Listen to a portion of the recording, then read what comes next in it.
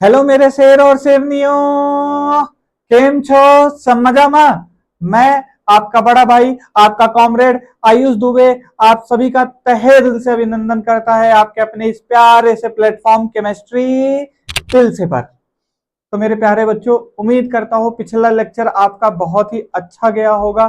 कई सारे बच्चों ने कमेंट भी किया, कई सारे बच्चों ने पर्सनली मुझे इंस्टाग्राम पर डीएम भी किया कि हाँ सर, हमें कल का लेक्चर बहुत ही अच्छे से समझ में आया है। और कई सारे बच्चों ने डीपीपी भी करके दिया, डीपीपी करके मुझे आंसर पूरा लिख करके सॉल्व करके पीडीएफ बना करके भी भेजा। तो बहुत ही अच्छा लगा। ऐसे ही आप लोग पढ़ते रहिए, आगे बढ़ते रहिए। और आज के सेशन में, जैसा कि हमने पिछले सेक्शन में केमिकल रिएक्शन का इंट्रोडक्शन देखा था और कैरेक्टरिस्टिक्स ऑफ केमिकल रिएक्शन का लिस्ट बनाया था, वही आज के लेक्चर में बच्चों हम लोग पूरा का पूरा कैरेक्टरिस्टिक्स को डिटेल में डिस्कस करेंगे, अच्छे से समझेंगे एग्जांपल्स के साथ कि एक्चुअली में वो कैरेक्टरिस्टिक्स होते ही क्यों हैं, क्यों हम उनको बोलते हैं कि केमिकल रिएक्शन का कैरेक्टरिस्टिक है, क्यों कैसे इवोल्यूशन ऑफ गैस हो रहा है, कैसे फॉर्मेशन ऑफ प्रेसिपिटेट हो रहा है, कैसे स्टेट में चेंजेस आ रहे हैं, टेम्परेचर में चेंजेस आ रहे हैं। तो वो सारी चीजें आज के इस सेशन में हम लोग समझेंगे बच्चों। और हमेशा की तरह इस सेशन के एंड में आपको कुछ क्वेश्चंस मैं कराऊंगा, और जैसे ही लेक्चर कंप्लीट होगा आपको डिस्क्रिप्शन में सबसे पहले आज के इस सेशन का पीपीटी नोट्स मिल जाएगा बच्चों। उसके बाद बच्चों, इस सेशन में जो भी हमने पढ़ा है उससे रिलेटेड डीपीपीज आपको मिलेगा। उसके बाद बच्चों, आप सभी को इस चैप्टर का कंप्लीट नोट्स भी मिलेगा, जिसको आप प्रिंट आउट करा करके अच्छे से पढ़ाई कर सकते हो। और उस नोट्स में बच्चों इंपॉर्टेंट क्वेश्चंस भी होंगे, कॉम्पिटेंसी बेस्ड क्वेश्चन भी होंगे, जो आपको बहुत ही ज्यादा हेल्प करेंगे। ठीक है बच्चों, तो आज के इस बेहतरीन से सेशन का शुभारंभ करते हैं। और आज जो हम लोग डिस्कस करने वाले हैं बच्चों, वो हम लोग डिस्कस करेंगे कैरेक्टरिस्टिक्स ऑफ केमिकल रिएक्शन, जिसमें पहला कैरेक्टरिस्टिक्स होगा बच्चों इवोल्यूशन ऑफ गैस। देखो यहां पर इवोल्यूशन वर्ड को ध्यान से समझो। इवोल्यूशन वर्ड जो बच्चों ना इवॉल्व वर्ड से बना है, इवॉल्व। और इवॉल्व का मतलब होता है निकलना, तो किसका निकलना? गैस का निकलना। तो यानी ये जो कैरेक्टरिस्टिक्स है इसमें गैस निकलेंगे। यानी अगर किसी भी केमिकल रिएक्शन में वो गैस निकलता हुआ दिख रहा है तो तुरंत समझ लेना कि वहां पर वो एक केमिकल चेंज देखने को मिल रहा है। तो यहां पर आपके सामने मैंने एक एग्जांपल लिया है जो आपके एनसीईआरटी में गिवन होगा कि जिंक ग्रेनुअल्स का डाइल्यूटेड एसिड के साथ रिएक्शन कराया गया होगा बच्चों। तो ध्यान से समझना कि हम जिंक के ग्रेनुअल्स लेंगे और उसको डाइल्यूट सल्फ्यूरिक एसिड या डाइल्यूट हाइड्रोक्लोरिक एसिड के साथ जब हम लोग रिएक्ट कराएंगे तो क्या होगा। तो बच्चों ध्यान से समझो, ध्यान से समझना। हमने क्या लेना है? जिंक के ग्रेनुअल्स। अब जिंक के ग्रेनुअल्स लोगे तो ऑब्वियस सी बात है वो सॉलिड फॉर्म में होगा। ठीक है, अच्छा इसको हम ऐसा क्यों लगा रहे हैं, ऐसा क्यों लिख रहे हैं, वो सारी चीजें आपको डिटेल में मैंने बताना है आगे। ठीक है, तो अभी बस समझो। तो जिंक को हम लोग Zn से रिप्रेजेंट करते हैं। अब यहां पर हमने क्या लिया? Dilute sulphuric acid. बच्चों सल्फ्यूरिक एसिड का फॉर्मूला क्या होता है? H2SO4 होता है। आप इसके जगह डाइल्यूट हाइड्रोक्लोरिक एसिड भी ले सकते हो, कोई दिक्कत नहीं है बच्चों। आप यहां पर डाइल्यूट हाइड्रोक्लोरिक एसिड भी ले सकते हो। ठीक है बच्चों, अब ध्यान से समझना मेरी बात। जब आप जिंक ग्रेनुअल्स को इसके साथ रिएक्ट कराओगे ना, तो यहां पर बनाएगा ये जिंक सल्फेट, जिंक सल्फेट, और साथ में ही हाइड्रोजन गैस रिलीज होगा।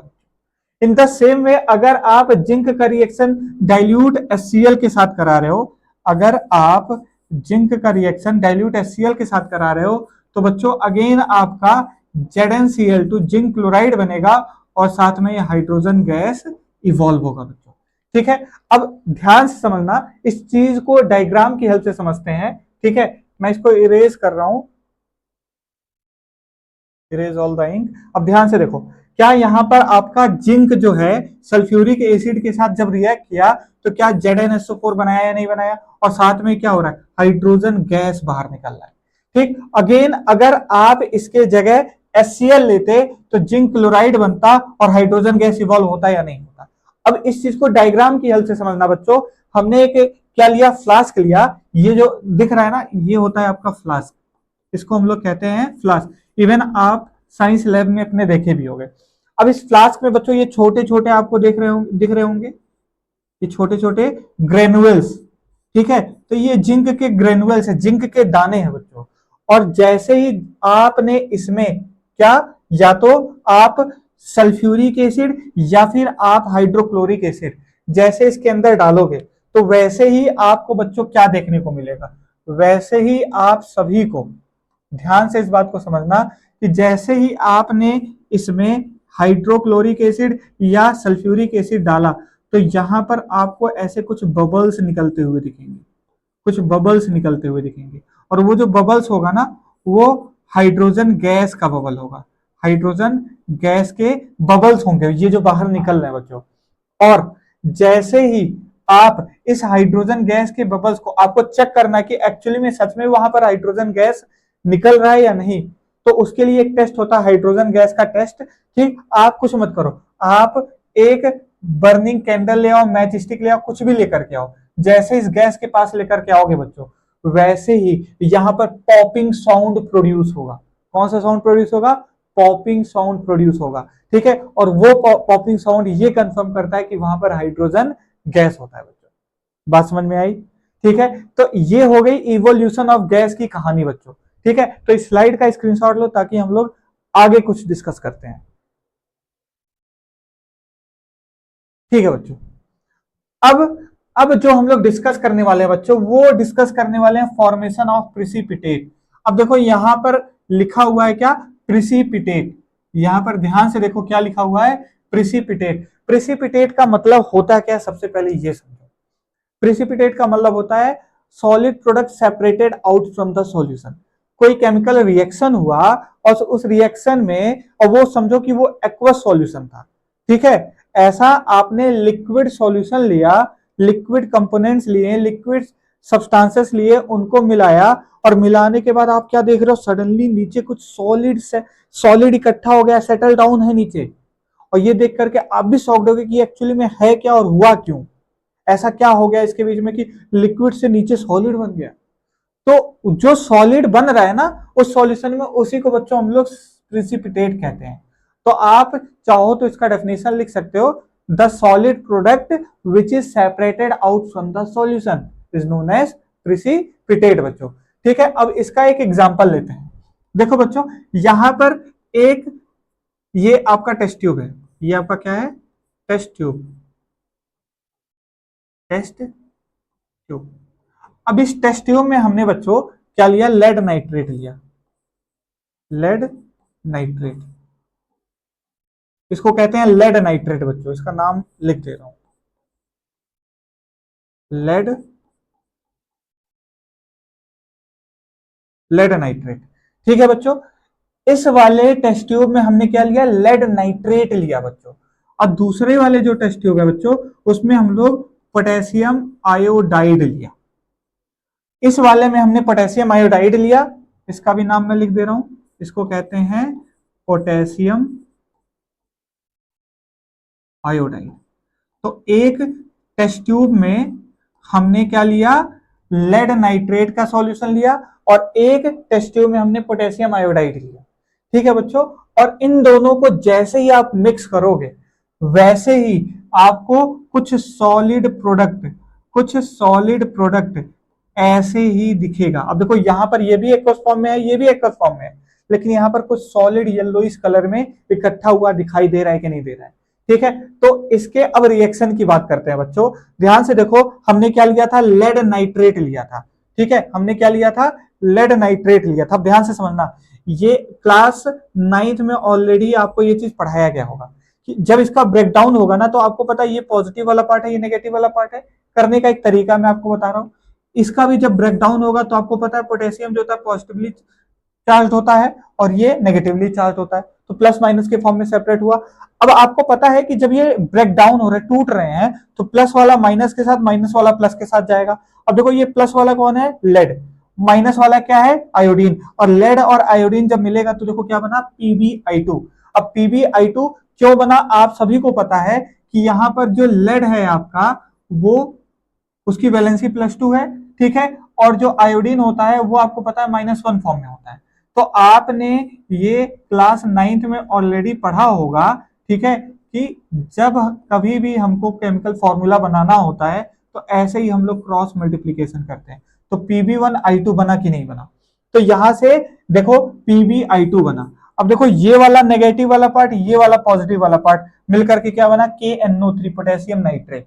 ठीक है, अब ध्यान से देखो हमने क्या लिया, लेड नाइट्रेट लिया, हमने पोटेशियम आयोडाइड लिया, इन दोनों का रिएक्शन किया तो क्या बना, लेड आयोडाइड और पोटेशियम नाइट्रेट। अब ये बच्चों जो आपका लेड आयोडाइड है ना, ये लेड आयोडाइड येलो कलर का, ये लेड आयोडाइड येलो कलर का प्रिसिपिटेट बनाएगा।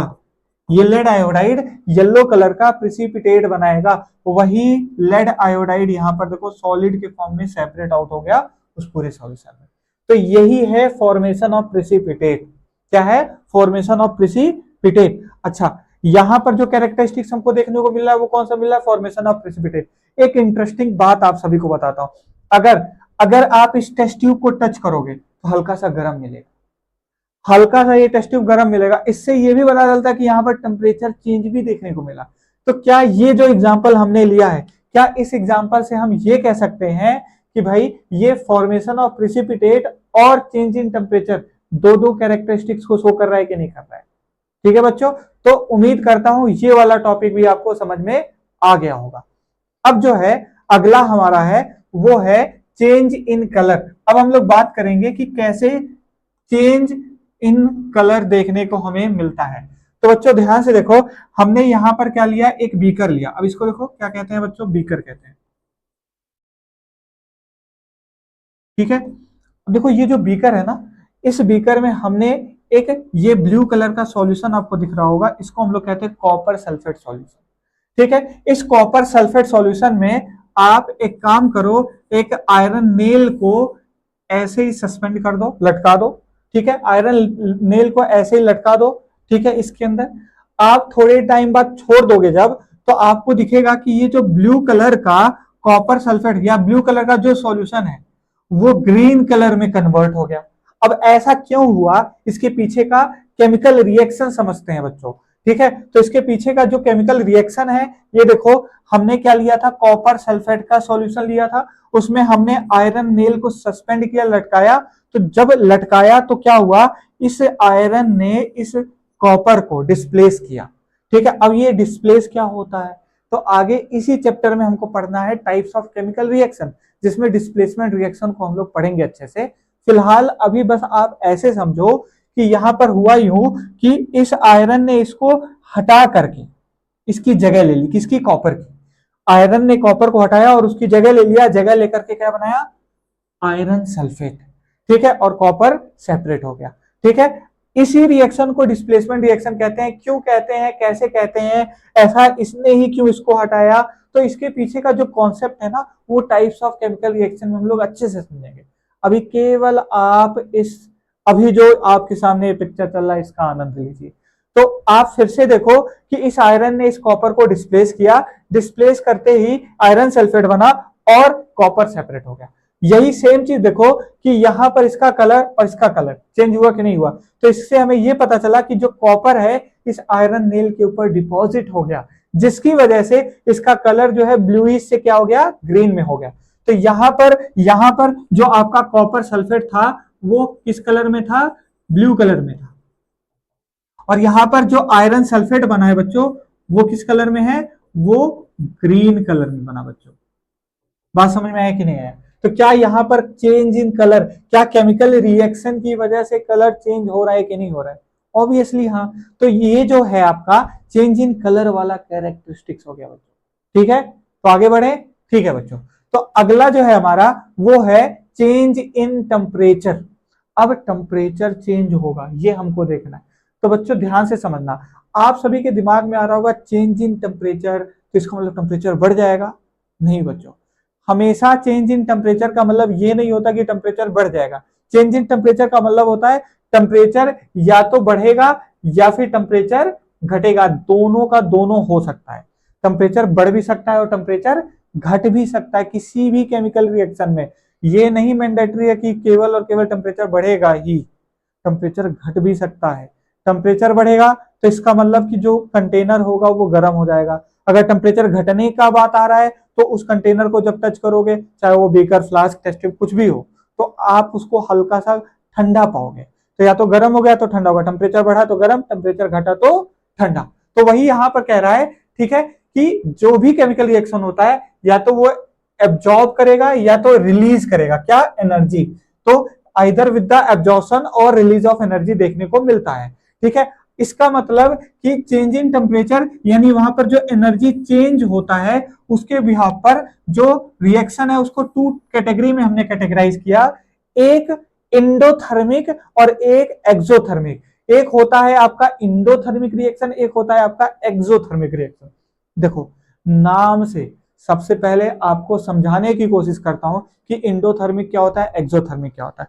देखो बच्चों, अब पहले उसको समझो कि एंडोथर्मिक होता क्या है। एंडोथर्मिक का मतलब ये होता है कि जिसमें टेम्परेचर एब्जॉर्ब हो रहा होगा, जिसमें टेम्परेचर क्या हो रहा होगा, एब्जॉर्ब हो रहा होगा। एक्सो का मतलब होता है जिसमें टेम्परेचर रिलीज हो रहा होगा। अब याद करने की निंजा टेक्निक आप सभी को बताता हूं।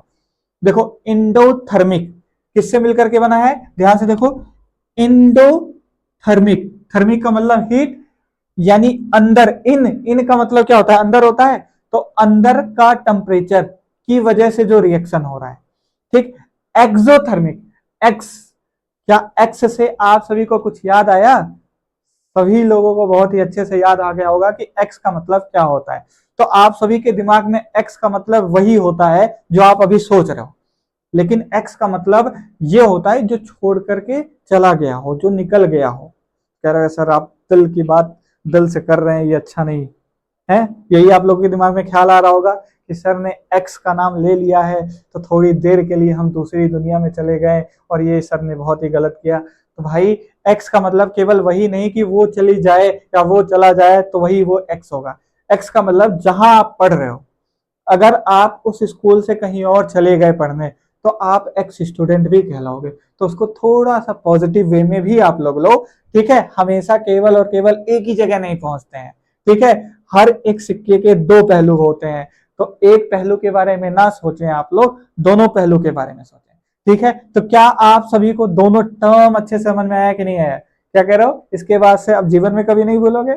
यही तो मैं चाहता हूं कि अगर बात होगी इंडोथर्मिक को, तो देखना है कि उसमें टेम्परेचर या एनर्जी एब्जॉर्ब हो रही है नहीं। इनका मतलब एब्जॉर्ब होना, अंदर जाना, अंदर देना, टेम्परेचर को अंदर देना। एक्सो का मतलब बाहर निकलना, एनर्जी बाहर निकल रही है। अगर एनर्जी एब्जॉर्ब हो रही है तो इसका मतलब इंडोथर्मिक, अगर एनर्जी रिलीज हो रही है तो उसका मतलब एक्सोथर्मिक बच्चों, ठीक है। अब ध्यान से समझना, इंडोथर्मिक का रिएक्शन का डेफिनेशन देखो। A reaction, a chemical reaction which is accompanied by the absorption of heat energy। क्या वही अभी मैंने कहा, जैसे जैसे आप कार्बन और सल्फर को लो तो क्या बनेगा, कार्बन सल्फाइड बनेगा, ठीक है। तो क्या यहां पर CH2, यहां पर क्या होता है, एब्जॉर्प्शन ऑफ एनर्जी होती है।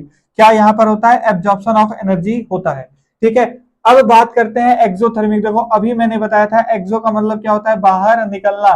तो ऐसा रिएक्शन जहां पर रिलीज ऑफ हीट एनर्जी देखने को मिले उसी को हम लोग क्या कहते हैं, एक्सोथर्मिक रिएक्शन कहते हैं, ठीक है। तो आप सभी जब लैब में एक एक्टिविटी परफॉर्म आप लोगों को कराया गया होगा और इवन आपके बुक में भी गिवन होगा कि मैग्नीशियम रेवन हम लेते हैं, मैग्नीशियम रिबन को बर्न करते हैं। तो बर्न जब करते हैं ना तो वहां पर एक वाइट डेजलिंग लाइट प्रोड्यूस होता है और उसके बाद से एक वाइट पाउडर हमको मिल जाता है। तो ध्यान से समझना, ये रिएक्शन बहुत ही ज्यादा इंपॉर्टेंट है। ये एक्टिविटी भी आपके एनसीईआरटी बुक में गिवन है। पहली बात, मैग्नीशियम रिबन को बर्न करने से पहले उसको सैंड पेपर से क्लीन करते हैं बच्चों। मैग्नीशियम रिबन को बर्न करने से पहले उसको सैंड पेपर से क्लीन करते हैं, क्यों, क्योंकि उसके ऊपर ऑक्साइड की प्रोटेक्टिव लेयर होती है। अगर वो प्रोटेक्टिव लेयर रहेगी तो आप कितना भी बर्न करने की कोशिश करो वो जलेगा नहीं। इसीलिए उस ऑक्साइड के लेयर को रिमूव करने के लिए हम लोग सैंड पेपर से उसको रब करके क्लीन करते हैं, और ऐसा करने से उसके ऊपर की प्रोटेक्टिव लेयर रिमूव हो जाती है। और फिर जब उसको बर्न करते हैं तो वो व्हाइट डेजलिंग लाइट भी प्रोड्यूस करता है और साथ में व्हाइट एस प्रोड्यूस करता है। तो व्हाइट पाउडर जो होता है वो मैग्नीशियम ऑक्साइड का होता है बच्चों। तो वही यहां पर दिया है कि when magnesium wire is heated from its tip in a Bunsen flame, it catches fire and burns with a dazzling white flame। देखो ये बहुत जरूरी है, ये क्वेश्चन पूछा गया है, with release of heat and light energy बच्चों। ठीक है, अब इसके इक्वेशन की बात करें तो मैग्नीशियम, आपने मैग्नीशियम रिबन लिया, उसको ऑक्सीजन के प्रेजेंस में बर्न कराया, और जैसे ही आपने बर्न कराया तो मैग्नीशियम ऑक्साइड और साथ में हीट एनर्जी रिलीज हुई बच्चों। बात समझ में आई कि नहीं आई? तो दूसरा एग्जांपल देखते हैं। अच्छा, आप लोगों ने अपने घर में पेंटिंग होते तो जरूर देखा होगा, तो जब नया नया घर बनता है ना, तो एक व्हाइट कलर का कुछ पेंट किया जाता है, लगाया जाता है। ठीक है, क्या उसको चूना बोला जाता है? क्या उसको केमिस्ट्री के लैंग्वेज में कैल्शियम ऑक्साइड बोला जाता है? क्या उसी को केमिस्ट्री के लैंग्वेज में क्विक लाइम बोला जाता है? क्या आपको ये बात पता है? आपको मैं दो चीजें बताता हूं, ठीक है, CaO और CaOH का होल ट्वाइस, ये दो चीजें ध्यान देना। जो कैल्शियम ऑक्साइड होता है इसको बच्चों हम लोग क्विक लाइम बोलते हैं। क्या बोलते हैं? Quick lime. और जो आपका कैल्शियम हाइड्रोक्साइड देखने को मिल रहा है CaOH का होल ट्वाइस, इसके दो नाम होते हैं बच्चों। एक तो इसको हम लोग कहते हैं स्लैग्ड लाइम, और एक इसको हम लोग कहते हैं बच्चों लाइम वाटर। ठीक है बच्चों, इसको स्लैग्ड लाइम और लाइम वाटर भी कहते हैं। इस बात को ध्यान रखना, बहुत ही जरूरी बात है। ठीक है, तो कैल्शियम ऑक्साइड को क्विक लाइम कहते हैं, कैल्शियम हाइड्रोक्साइड को स्लैग्ड लाइम और लाइम वाटर दोनों कहते हैं। अब यहां पर देखो, जब, अब ध्यान से देखो मैं क्या बता रहा था। मैं ये बता रहा था कि जो व्हाइट कलर का चूना लगाया जाता है ना, तो कभी आप देखना, जब अब नया कभी घर बनेगा तो व्हाइट कलर का जब चूना लगाया जाएगा ना, तो देखना पानी लेते हैं, पानी में चूना डालते हैं। तुम पानी देखना, नॉर्मल वाटर होगा, हैंडपंप से या टैप वाटर लिया गया होगा, उसके अंदर चूना मिलाया जाएगा। आप दोनों को टच करके पहले देख लेना कि टेम्परेचर उनका क्या है, तो आपको नॉर्मल सही लगेगा। लेकिन जैसे ही चूना मिलाया जाएगा, थोड़ी देर बाद देखोगे उसमें से क्या निकल रहा होगा, वेपर निकल रहा होगा, और जिस कंटेनर में रखा होगा उसको टच करोगे तो वो गर्म भी हो जाएगा। तो ऐसा क्यों? क्योंकि उसमें से हीट एनर्जी निकल रही है। उसके पीछे का रिएक्शन क्या है उसको समझो। जब हमने चूना लिया यानी कैल्शियम ऑक्साइड लिया, और जैसे उसको हमने पानी में डाला तो वो स्लैग्ड लाइम बनाया बच्चों। क्या बनाया? स्लैग्ड लाइम या लाइम वाटर इसी को बोलते हो। इसको कहते हैं कैल्शियम हाइड्रोक्साइड, और साथ में बच्चों हीट एनर्जी रिलीज होगी, जो चीज मैंने अभी बताया थोड़ी देर पहले। ठीक है, तो वही सेम चीज यहां पर देखने को मिलेगा। क्लियर है? तो क्या आप सभी को ये एक्सोथर्मिक और इंडोथर्मिक की कहानी समझ में आई? तो आप सभी के मन में ये आ रहा होगा कि सर एक्सोथर्मिक और इंडोथर्मिक तो इतनी अच्छे से आई कि कभी जीवन में ना भूलें। ठीक है, तो अभी कुछ देर पहले जो हमने मैग्नीशियम रिबन के एक्सपेरिमेंट की बात की थी, क्या वो यहाँ आपको दिख रहा है?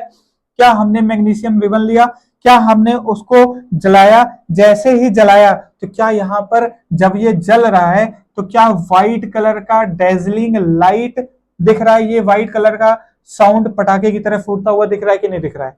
तो ये जो साउंड प्रोड्यूस करता है, डेजलिंग साउंड प्रोड्यूस करता है, और देखो यही व्हाइट कलर का एस जो है कलेक्ट हो गया। इसी को हम लोग कहते हैं बच्चों मैग्नीशियम ऑक्साइड। ठीक है बच्चों, तो उम्मीद करता हूं आप सभी को ये चीज समझ में आया होगा। ठीक है, अब बात करते हैं बच्चों चेंज इन स्टेट की। स्टेट का मतलब क्या होता है आप सभी को पता है। हम बात कर रहे हैं उसके फिजिकल स्टेट की, कि वो सॉलिड है, लिक्विड है या गैस है। अब उसको, उसके चेंज को भी हम लोग कैरेक्टरिस्टिक्स ऑफ केमिकल रिएक्शन में कंसीडर करते हैं बच्चों।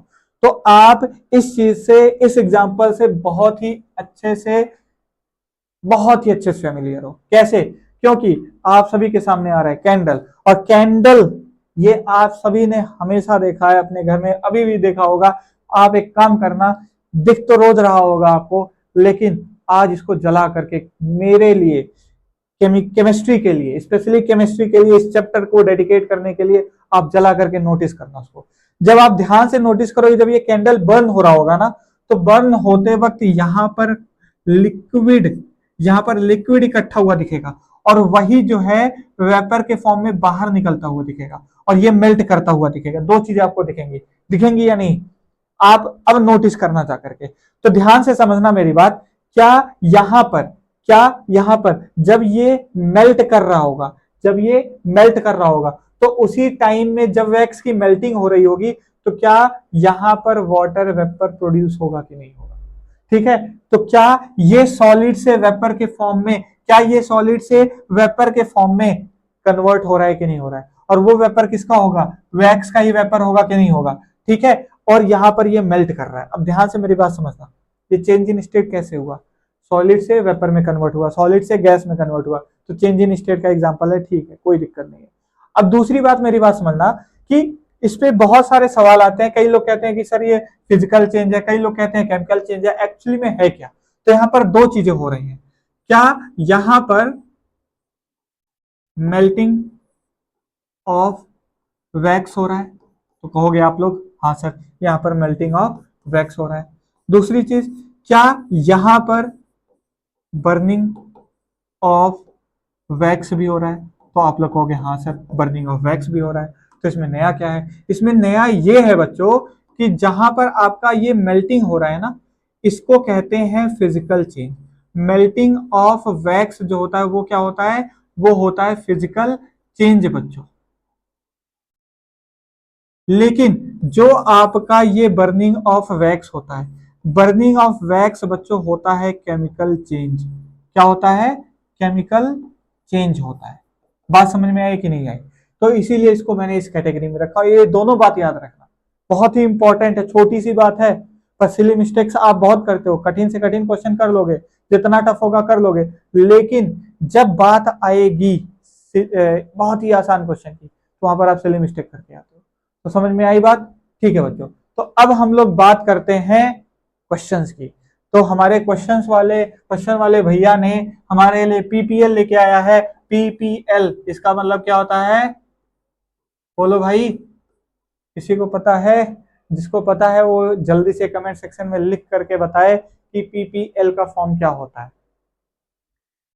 देखो बच्चों, इसको कहते हैं प्रैक्टिस प्रीमियर लीग, ठीक है, जैसे आप लोग आईपीएल करते हो, ठीक है, वैसे ही यहाँ पर पीपीएल प्रैक्टिस प्रीमियर लीग, यहाँ पर हम लोग क्वेश्चंस प्रैक्टिस करेंगे। तो सबसे पहले आपके सामने जो क्वेश्चन है वो पूछ रहा है कि इनमें से कौन सा केमिकल रिएक्शन का कैरेक्टरिस्टिक्स है। तो बताओ, क्या चेंज इन स्टेट अभी हमने पढ़ा, तो क्या ये होगा, क्या चेंज इन कलर होगा, क्या इवोल्यूशन ऑफ गैस होगा, क्या ऑल ऑफ दीज होगा कि नहीं होगा। ठीक है बच्चों, बात समझ में आई। अब बात करते हैं नेक्स्ट क्वेश्चन की, एसर्शन रीजन। एसर्शन क्या कह रहा है कि formation of curd from milk is a chemical change. सही है, क्या हमने स्टार्टिंग में इंट्रोडक्शन में पढ़ा था कि फॉर्मेशन ऑफ कर्ड जो होता है वो केमिकल चेंज होता है। रीजन क्या कह रहा है, a new substance with different properties is form. तो ऑब्वियस सी बात है कि जब मिल्क से कर्ड बनेगा तो एक नया सब्सटेंस भी बन रहा है और उसकी प्रॉपर्टीज भी डिफरेंट होगी, किससे, मिल्क से। तो इसका मतलब ये चीज सही है, रीजन भी सही है, पर रीजन जो है इसका करेक्ट एक्सप्लेनेशन नहीं है। कर्ड का फॉर्मेशन कैसे हो रहा है मिल्क से, ये नहीं एक्सप्लेन कर रहा है। तो क्या हम ये कह सकते हैं कि both A and R are true, but R is not the correct explanation of A. तो क्या ऑप्शन बी हो जाएगा, ठीक है। तो अब बात करते हैं अगले क्वेश्चन की। अगला क्वेश्चन ये कह रहा है कि when lime water is exposed to air. अब देखो यहां पर बात कर रहा है किसकी, लाइम वाटर की। लाइम वाटर आपका क्या था, कैल्शियम हाइड्रोक्साइड। अभी थोड़ी देर पहले मैंने आपको बताया, जब इसको हम लोग एक्सपोज कर रहे हैं एयर में तो ये टर्न्स मिल्की, ठीक, कि वो मिल्की में कन्वर्ट हो जा रहा है। सबसे पहली बात यहीं से इस लाइन को डिकोड करते हैं। कह रहा है कि लाइम वाटर यानी कैल्शियम हाइड्रोक्साइड, जब इसको हमने हवा में खुले में छोड़ा तो मिल्की में कन्वर्ट हुआ। क्या हवा में आपका कार्बन डाइऑक्साइड गैस प्रेजेंट होता है कि नहीं होता है, और ये जो आपका लाइम वाटर होता है वो कलरलेस होता है। जैसे ही कार्बन डाइऑक्साइड गैस उसमें पास होगा वैसे ही इसका जो कलर है, इसका जो कलर है, सबसे पहली बात तो ये कैल्शियम कार्बोनेट बनाएगा और साथ में ही वाटर बनाएगा। और ये जो कैल्शियम कार्बोनेट होता है इसका कलर होता है मिल्की। क्या होता है, मिल्की होता है, ठीक है। ध्यान से मेरी बात समझना, जब हम लोग कैल्शियम हाइड्रोक्साइड को कार्बन डाइऑक्साइड गैस के साथ रिएक्ट कराएंगे तो क्या बनेगा, कैल्शियम कार्बोनेट बनेगा और साथ में ही वाटर बनेगा, ठीक है। अब कह रहा है कि Y write the chemical equation. सीधी सी बात है, अभी जो चीज मैंने बताया कि Y lime water react with carbon dioxide from air to form insoluble calcium carbonate which makes the solution appears milky. तो वाई का आंसर मिल गया। केमिकल इक्वेशन की बात करें तो केमिकल इक्वेशन भी जब हमने कैल्शियम हाइड्रोक्साइड को कार्बन डाइऑक्साइड के साथ रिएक्ट किया तो कैल्शियम कार्बोनेट प्लस वाटर बना कि नहीं बना, तो बात समझ में आई। अब बात करते हैं अगले क्वेश्चन की। कह रहा है कि name the white powder when magnesium ribbon Burns. अब बताओ, जब मैग्नीशियम रिबन को बर्न कर रहे थे, जब मैग्नीशियम रिबन को बर्न कर रहे थे, क्या वहां पर व्हाइट कलर का मैग्नीशियम ऑक्साइड बन रहा था कि नहीं बन रहा था? क्या व्हाइट कलर का मैग्नीशियम ऑक्साइड बन रहा था कि नहीं बन रहा था? बात समझ में आई। अब बात करते हैं सबसे इंपॉर्टेंट क्वेश्चन की। कह रहा है कि why is burning of candle both physical and chemical. अभी थोड़ी देर पहले मैंने बताया कि भाई मेल्टिंग ऑफ वैक्स जो होता है वो फिजिकल चेंज होता है, बर्निंग ऑफ वैक्स जो होता है वो केमिकल चेंज होता है। तो मुझे नहीं लगता कि इसमें किसी भी प्रकार की आपको कोई भी दिक्कत होगी। अब देखो, when iron nails are dipped in copper sulphate solution for a few hours, the blue colour of copper sulphate. ये रिएक्शन हमने अभी किया, ये रिएक्शन चेंज इन कलर में हमने किया कि जब हमने copper sulphate solution, copper sulphate किस कलर का था? ब्लू कलर का था। और इसमें जब हमने आयरन नेल को लटकाया था, तो कुछ देर बाद जो कॉपर सल्फेट का कलर है, ठीक है, उस वो चेंज होकर के ब्लू कलर में कन्वर्ट हो गया था कि नहीं? तो इसमें क्वेश्चन क्या पूछ रहा है? Mention the characteristic of chemical reaction illustrated in this case. तो बताओ, क्या वो जो कैरेक्टरिस्टिक है, क्या वो चेंज इन कलर का है कि नहीं है? दूसरा question, why does the blue colour of copper sulphate solution fades. तो क्यों चला गया? Due to the deposition of. कह रहा है कि जो ब्लू कलर का कॉपर सल्फेट का सॉल्यूशन है वो ग्रीन कलर में कन्वर्ट क्यों हो गया? तो रीजन क्या था? क्योंकि कॉपर जो है वो डिपॉजिट हो गया था आयरन के ऊपर, आयरन नेल के ऊपर, इसीलिए ऐसा हमको देखने को मिला। ठीक है, अब देखो आंसर में क्या कह रहा है? कैरेक्टरिस्टिक ऑफ केमिकल रिएक्शन क्या था? Change in colour. Blue colour का जो है वो ग्रीन में कन्वर्ट हो रहा था। दूसरा, the blue colour fades because Cu2 plus ion in copper sulphate solution are replaced by Fe2 plus. अब देखो यहां पर ये डिस्प्लेसमेंट के रिस्पेक्ट में दिया। अगेन मैं कह रहा हूं डिस्प्लेसमेंट रिएक्शन अभी हम नहीं पढ़े हैं, तो इस Cu2 प्लस और Fe2 प्लस को रिप्लेसमेंट वाली बात जो है वो ऐसा क्यों हो रहा है, इसके बारे में बाद में हम लोग समझेंगे। जब displacement reaction, double displacement reaction पढ़ेंगे तो वहां पर ये सारी चीजें आपको समझ में आएंगी। अभी जो है हमें ये केवल और केवल जानना है और दिमाग में रखना है, क्योंकि वहां पर क्या हो रहा था? कॉपर जो है वो डिपॉजिट हो जा रहा था उस आयरन नेल के ऊपर। ठीक है, केवल ये माइंड में लेकर के चलो। अब ये Cu2 plus ion, Fe2 plus ion क्यों हो रहा है, क्यों रिप्लेस हो रहा है, डिस्प्लेस हो रहा है, तो वो सारा कॉन्सेप्ट हम लोग पढ़ेंगे जब हम लोग टाइप्स ऑफ केमिकल रिएक्शन पढ़ेंगे बच्चों। ठीक है, तो इसी के साथ आज का जो हमारा बेहतरीन सा सेशन है बच्चों, इसको मैं समाप्त करना चाहूंगा। ठीक है, और आपके लिए एक बहुत ही अच्छी सी लाइन लिखी हुई है कि सपने सच करने के लिए सबसे जरूरी चीज है मेहनत और धैर्य, हार्ड वर्क और पेशेंस।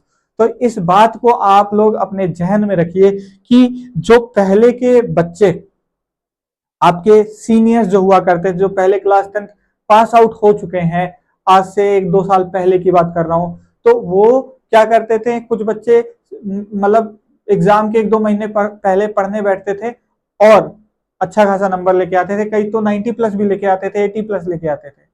पर बच्चों अब वो समय नहीं रहा है।